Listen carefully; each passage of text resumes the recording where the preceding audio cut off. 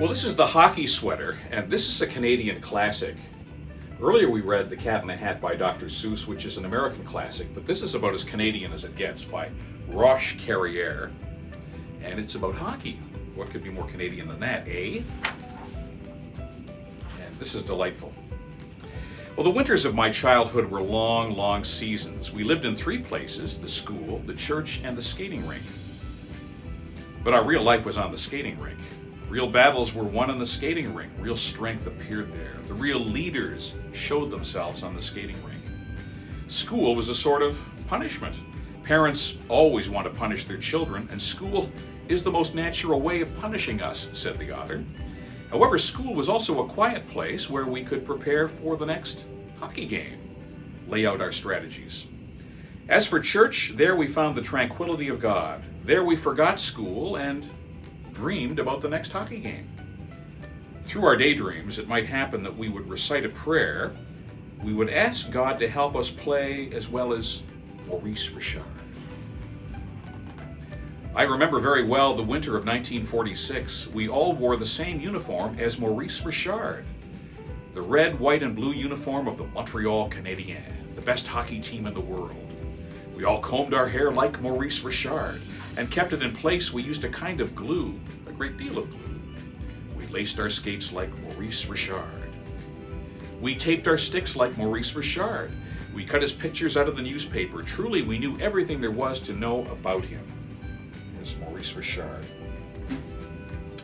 On the ice, when the ref blew his whistle, the two teams would rush at the puck.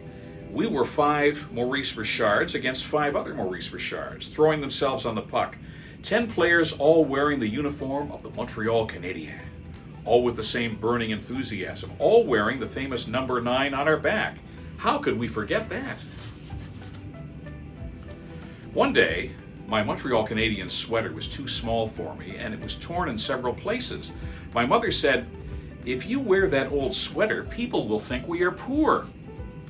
Then she did whatever we needed when we needed new clothes. She started to look through the catalog that the Eaton Company in Montreal sent us in the mail.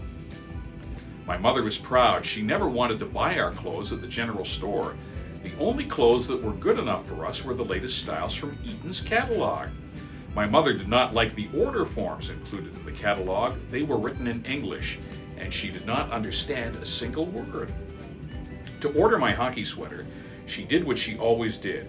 She took out her writing pad, writing in her fine school teacher's hand, "Dear Monsieur Eaton," and I hope you'll forgive my French accent here, "would you be so kind to send me a Canadien hockey sweater for my son Roche, who is 10 years old and a little bit too tall for his age.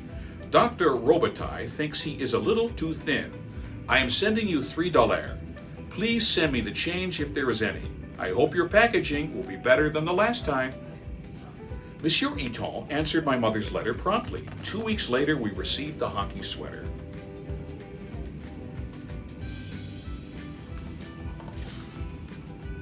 That day, I had one of the greatest disappointments of my life. Instead of the red, white, and blue Montreal Canadiens sweater, Monsieur Eaton had sent the blue and white sweater of the Toronto Maple Leafs. I had always worn the red, white, and blue sweater of the Montreal Canadiens. All my friends wore the red, white, and blue sweater. Never had anyone in the village worn the Toronto sweater. Besides, the Toronto team was always being beaten by the Montreal Canadiens. With tears in my eyes, I found the strength to say, "I will never wear that uniform." "My boy," said my mother, "first you're going to try it on. If you make up your mind about something before you try it, you won't get very far in this life." My mother had pulled the blue and white Toronto Maple Leaf sweater over my head, putting my arms in the sleeves. She pulled the sweater down and carefully smoothed the maple leaf right in the middle of my chest. I was crying. "Can't wear that." "Why not? The sweater's a perfect fit." "Maurice Richard would never wear that sweater." "You're not Maurice Richard," said my mother. "Besides, it's not what you put on your back that matters, it's what you put in your head. You'll never make me put my head in that sweater and wear a Toronto Maple Leaf sweater." My mother sighed in despair and explained to me, "If you don't keep this sweater, which fits you perfectly, I will have to write to Monsieur Eaton and explain that you don't want to wear the Toronto sweater. Monsieur Eton, he understands French perfectly, though he is English, and he will be insulted because he likes the Maple Leafs. If he's insulted, do you think he'll be in a hurry to answer us? Spring will come before you play a single game, just because you don't want to wear that nice blue sweater. So I had to wear the Toronto Maple Leafs sweater.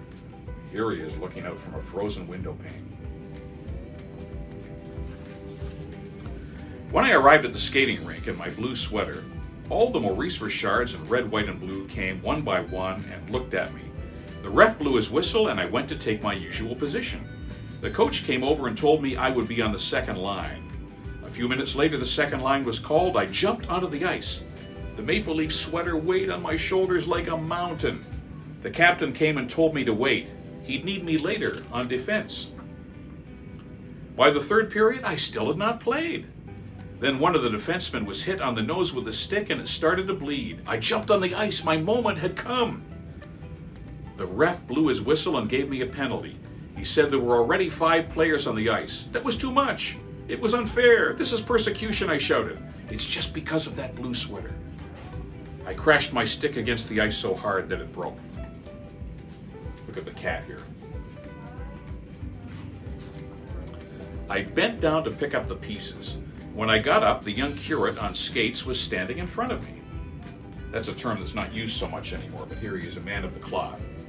My child, he said, just because you're wearing a new Toronto Maple Leaf sweater, it doesn't mean you're going to make the laws around here.